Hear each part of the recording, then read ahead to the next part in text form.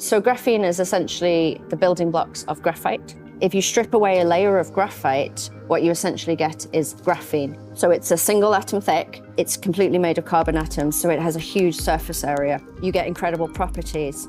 So compared to its size, graphene strength is phenomenal. It has a huge tensile strength, it's very elastic, it's almost a perfect barrier. It doesn't let any materials through, not even gases. It's also incredibly electrically and thermally conductive. Companies are now able to make graphene at the ton scale. Generally, they make this using what we call a top-down approach. So they'll take graphite and they'll exfoliate it. So they'll process it or mill it to separate those layers of graphene from the bulk graphite material. You could also make graphene from different recycled materials, so polymer waste or wood char, biomass. There's a big area of interest in making graphene materials from more sustainable routes. The Graphene Engineering Innovation Centre, or the GEIC, so we're part of the University of Manchester, but we're very much an industrial centre within the university. We don't do fundamental research here, we don't have students. Everything we do is industry-led. We work with some big companies, we do collaborative projects with them, which are all completely funded by industry. But the idea is that we bridge that gap between what's been done at the university on an academic, on a lab scale, to what industry needs, which is pilot production, prototypes, all moving towards pushing commercialization of graphene products. The potential applications for graphene are vast.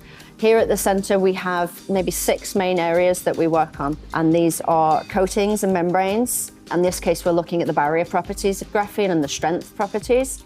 We have composites, so that's anything from carbon fibre systems to thermosetting plastics. And again, that's all down to strength enhancement of physical properties of the material. We do some work with printing and inks. We can use as printed sensors or printed electronics onto different substrates. We have energy, so you can use graphene in batteries due to its electrical properties. We also have the construction department, so there's a huge interest at the minute in using graphene in construction because it can give really enhanced mechanical properties. The challenges for us application users is that we need graphene to behave in a very specific way depending on the product that we're putting it in. There are lots of different grades of graphene and they behave differently in different materials. Graphene is a relatively new material. It's only been around for 20 years. It's taken time to build up that supply chain, get that reproducible sourcing of graphene. And it's for that reason that we're only just now seeing graphene products come into the market. They need to be tested, they need to be formulated. With a new material, you can't rush into putting something in the market without thoroughly testing it and having that supply chain to support it.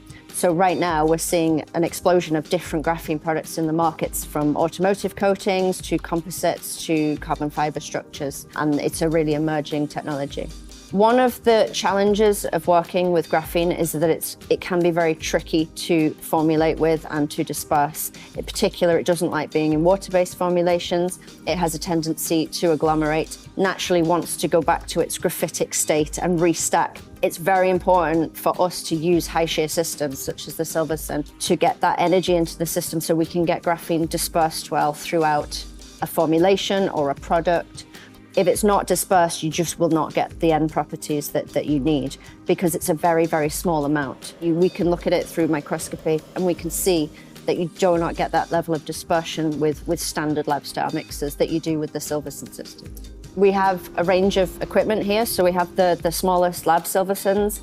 We have some intermediate systems. Some of the big projects that we had on, we required almost a ton of formulation. It just wasn't feasible to use the smallest systems for what we needed. We've recently purchased the big Silverson batch mixer system. So that's taken our production time right down from several days to a few hours. That's completely changed how we can work with our partners and how we can provide large-scale samples for them. Most of the people who work in the GEIC, like myself, have come from industry because we bring that kind of production and scale-up experience that we need to translate that science into industry. And most of us have always used Silverson mixers. It's a reputational thing. It's the mixer you use if you need a good high shear system. And that's why we have so many on site here. We can use Silversons throughout the whole process of making a new product at the Geek. It's not just about dispersing graphene in water or solvents, we can use it for every step. If we took coatings as an example, we use the high shear dispersant all the way through, straight from putting the graphene in to putting the pigments, the dispersants, all the resin systems as well. And it's also used across the application areas. One of the main benefits is that we can scale up directly from the smaller mixers to the bigger mixers, and we've tested that, and we know that the Silverson systems are reliable and versatile throughout the whole process.